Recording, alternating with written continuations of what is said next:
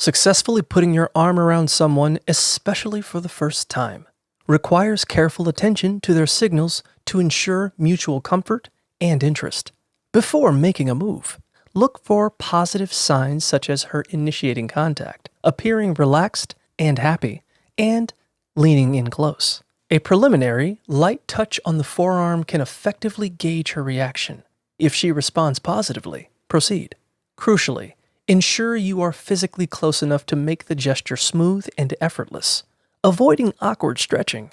Ideal scenarios include going to a movie on a traditional date night, like a Friday or Saturday, and choosing a romantic or scary film, or taking a walk together, as these settings naturally foster closeness.